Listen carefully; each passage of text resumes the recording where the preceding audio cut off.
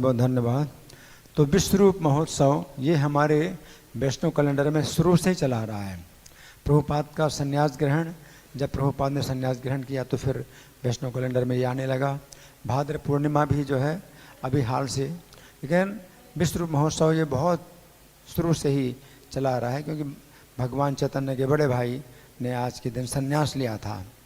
तो विश्वरूप उस समय 10 वर्ष की अवस्था के थे और निमाई जो बालक थे वो जो है 6 वर्ष की अवस्था के थे, और विश्वरूप ने 10 वर्ष की अवस्था में ही गृह त्याग कर दिया था।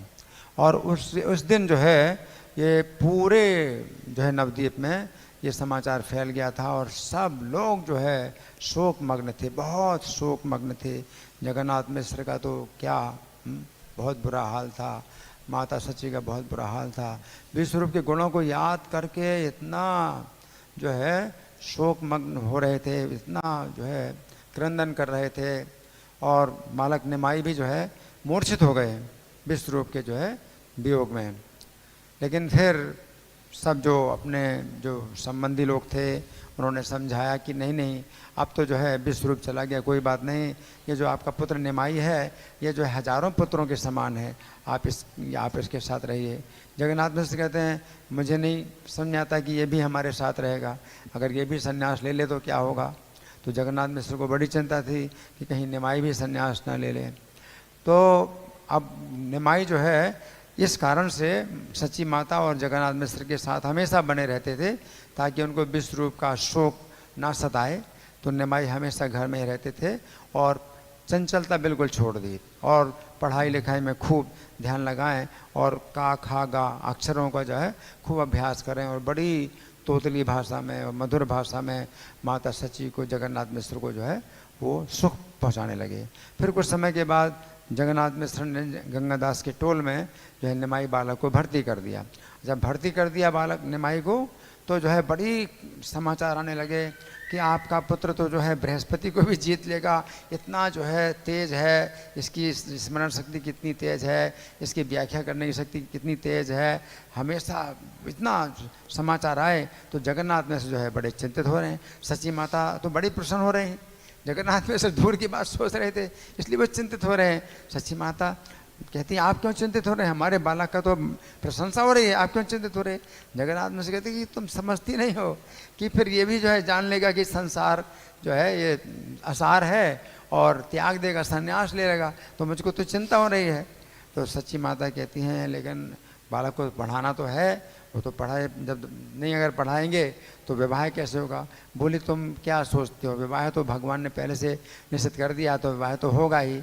और बोले कि सच्ची माता बोली फिर जीवन निर्वाह कैसे होगा, धन कैसे आएगा। तो जगन्नाथ मिश्र कहते जब तक मैं जिंदा हूँ तब तक जो है धन की कोई कमी नहीं होगी, बालक को जो है लेकिन घर में ही रहना है, अब पढ़ाना नहीं है। तो जगन्नाथ मिश्र ने जो है फिर निमाई बालक को जो है मतलब बड़ा जो है वो कर दिया, बंधन में डाल दिया कि बेटा तुम्हें मेरे सिर की सौगंध है, अब तुम कुछ नहीं कहना, अब तुम आगे से पढ़ने के लिए नहीं जाओगे। अब निमाई के लिए जो है बड़ा बंधन हो गया कि पिता की बात को भी जो है मना नहीं कर सकते हैं और मना कर दिया है, पढ़ाई के लिए मना कर दिया है। अब उन्होंने जो है दूसरी चाल चली कि पिता को ही जो है मतलब बोलना पड़े कि बेटा जाओ तो पढ़ने के लिए। तो उन्होंने चाल चली, क्या चाल चली, बड़ी चंचलता शुरू कर दी। अब चंचलता शुरू कर दी और दूसरों के घरों में भी जो है क्या कि दरवाजे बंद कर देते, जिस समय सवेरे सवेरे उनको जाना होगा निस्तार के लिए दरवाज़ा बाहर से बंद कर देते, और कभी जो है बैल की जो है चाल में चलते और ऊपर से कंबल ओढ़ लेते।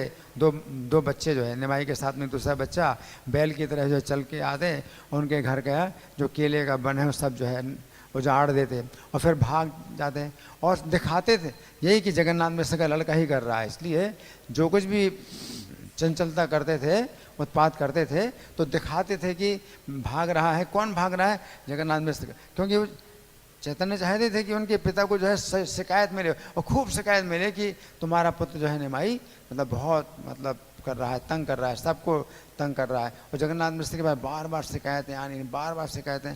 जगन्नाथ मिश्र समझ रहे हैं लेकिन अब जो है क्या करें, वो जो है कुछ बोलते नहीं, निमाई को कुछ नहीं बोल सकते।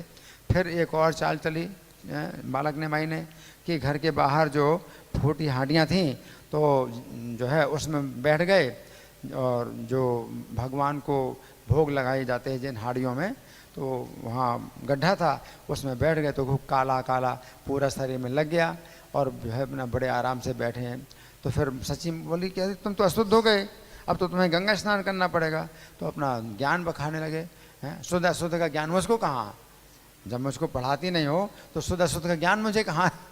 तो उनके पास तो ये उत्तर यही था कि नहीं पढ़ाते तो फिर जो है इतनी जो है सड़क में भीड़, बड़ी भीड़ इकट्ठी हो गई और सची माता को जो है फिर सब लोग निंदा करने लगे कि देवी तुमको जो है किस शत्रु ने सिखाया है कि इस बच्चे को ना पढ़ाओ।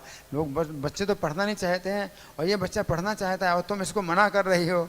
तो सची माता जो है अब बड़ी जो है लज्जित हो रही हैं, कुछ उत्तर नहीं मिल रहा। फिर जगन्नाथ मिश्र आए, सची माता ने बताया कि देखो निमाई को जो है बड़ा आक्रोश हो रहा है, उसको पढ़ाया नहीं जा रहा है। तो वो जो है बहुत मतलब अब तो बहुत लोगों की ओर से शिकायतें आने लगी कि हम बच्चे को नहीं पढ़ा रहे।